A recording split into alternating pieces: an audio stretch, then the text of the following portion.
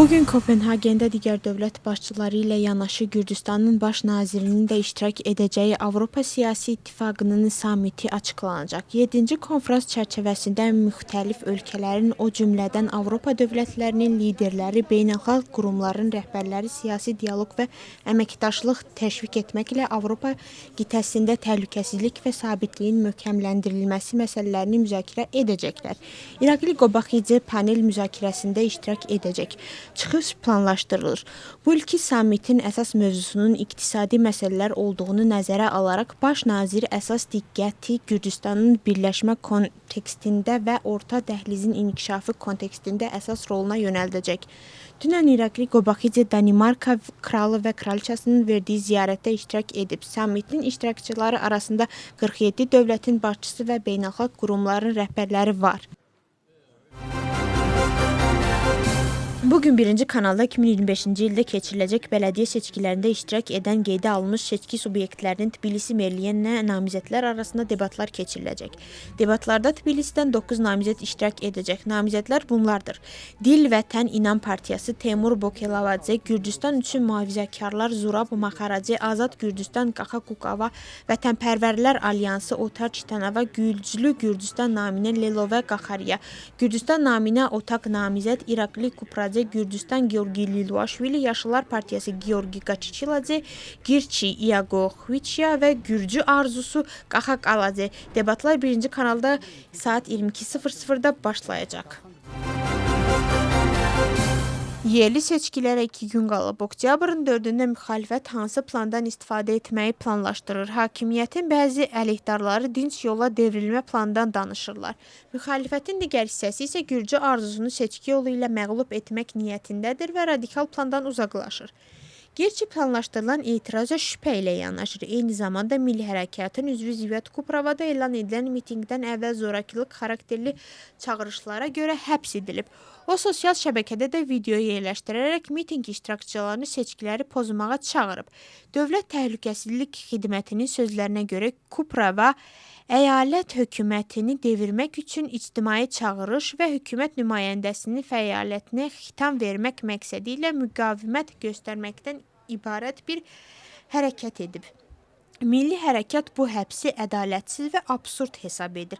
Hakim komanda daxilində və qiymətləndirmələr aparılır və orada qələbəyə əmindirlər və hər hansı qanun pozuntusuna cavab veriləcəyini deyirlər.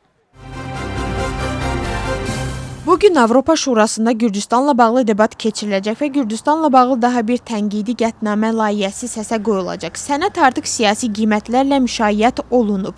Müxalifətin bəziləri üçün Gürcüstanla bağlı səsləndirilən sərt qiymətləndirmələr gözlənilməz olmasa da, hakim komanda üçün qətnamənin mətn səmərsiz və real deyil.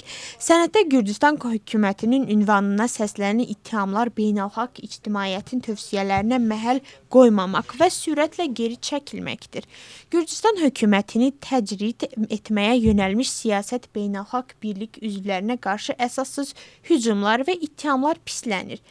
Mətndə həmçinin Ansambleyanın məlumatına görə siyasi motivlərlə həbs olunan Mziya Mağlubelinin və bir neçə müxalifət partiyasının liderlərinin həbsi pislənir.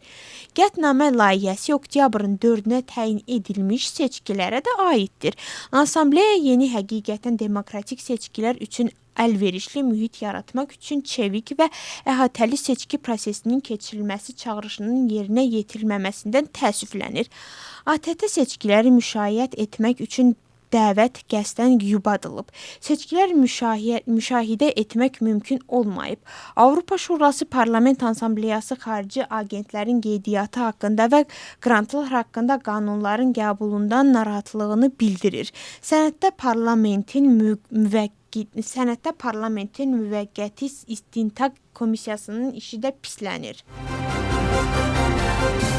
Sabotaj işi üzrə prokurorluqda aparılan istintaq çərçivəsində tərk edilmiş qrupun təsisçisi Kristina Botkoveli ləqəbi Nancy Voland Tbilisi şəhər məhkəməsində magistr hakimi qarşısında dindirilib.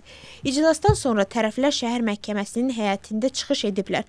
Prokurorun sözlərinə görə aksiyalar zamanı tərk edilmişlər qrupu vasitəsilə maliyyə vəsaiti axtarılıb. Qanunsuz zənglər də edilib. Kristina Botkovelidən bu barədə məlumatı olub-olmaması, o cümlədən qrup administratorunun özünün üsyan və itaətsizlik çağırışları etməsi ilə bağlı suallar verilib. Vəkilin və Nancy Volandın özünün sözlərinə görə tərk edilmişlər qrupunun yardımcısının dindirilməsi aksiyalarda iştirak edən insanları qorxutmaq cəhdidir.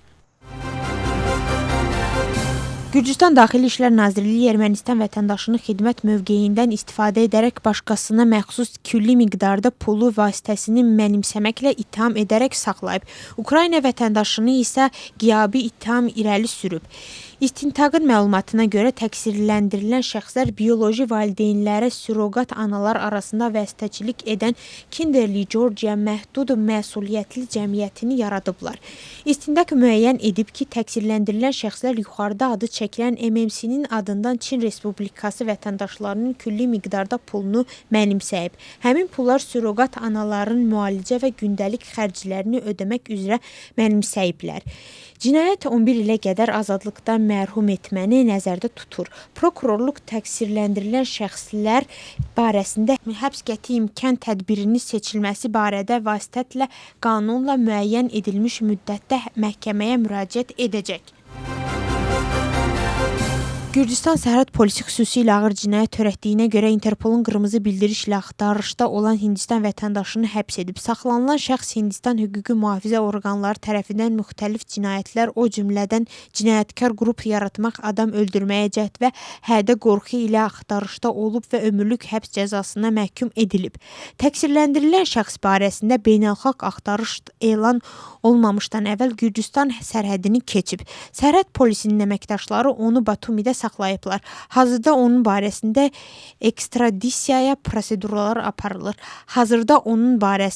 ekstradisiya prosedurları aparılır.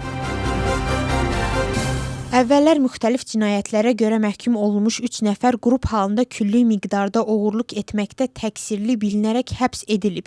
İstintaqın məlumatına görə müxtəlif vaxtlarda Poti şəhərindəki yanacaq doldurma məntəqəsində işləmiş təqsirləndirilən şəxslər həmin yanacaq doldurma məntəqəsində 25 tona qədər dəyəri 47.496 lari olan yanacağı gizli yolla ələ keçiriblər. Cinayət 10 ilə qədər həbs cəzası nəzərdə tutur. Türkiyənin Ajet aviaşirkəti Türkiyənin paytaxtı Ankaradan Tbilisiyə ilk birbaşa reysini həyata keçirib. Aviaşirkət həftədə 4 dəfə müntəzəm uçuşlar həyata keçirəcək. Ajet Türkiyənin ən böyük hava yolu şirkəti olan Türk Hava Yollarının törəmə şirkətidir. Ajet şirkətinin baş direktoru Kərəm Sərfi ilk reyslə Tbilisiyə gəlib. İlk uçuşla əlaqədar Tbilisi Beynəlxalq Hava Limanında ziyarət təşkil olunub. Maraqlıdır ki, Gürcüstan və Türkiyənin paytaxtları arasında birbaşa avia reyslərin açılmasından əvvəl iki ölkə hökumətləri, o cümlədən aviasiya hakimiyyətləri arasında danışıqlar aparılıb. Gürcüstan Türkiyə ilə qonşu ölkələr arasında ən aktiv hava nəqliyyatına malikdir. Ötən ilin məlumatına görə iki ölkə arasında 1.2 milyondan çox sərnişin daşınıb ki, bu da Gürcüstan qonşu ölkələr arasında ümumi sərnişin daşımalarının 47%-ni təşkil edib. Qaqranın süqutunun 33-cü il dönümü münasibəti ilə Qəhrəmanlar meydanında Gürcüstanın ərazi bütövlüyü uğruna gedən döyüşlərdə həlak olanların xatirəsi anılıb. Abxaziya hökumətinin üzvləri və vətəndaşlarla iş üzrə dövlət xidmətinin nümayəndələri ilə birlikdə qəhrəmanların abidəsi önündə əklil qoyaraq qəhrəmanların xatirəsini ehtiramla yad ediblər.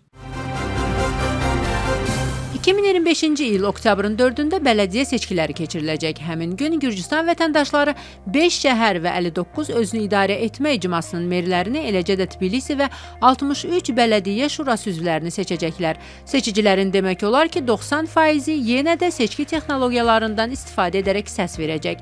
Məntəqədə seçicilərə 3 sütuna bölünən bir bülletin təqdim ediləcək. Seçici hər sütunda yalnız bir seçki subyektinin qarşısındakı dairənin daxili boşluğunu onu öz seçiminə uyğun olaraq rəngləməlidir. Seçkilərə gəl, seçimini et. Sənin səsin vacibdir. MSK seçkilər ümumi işdir.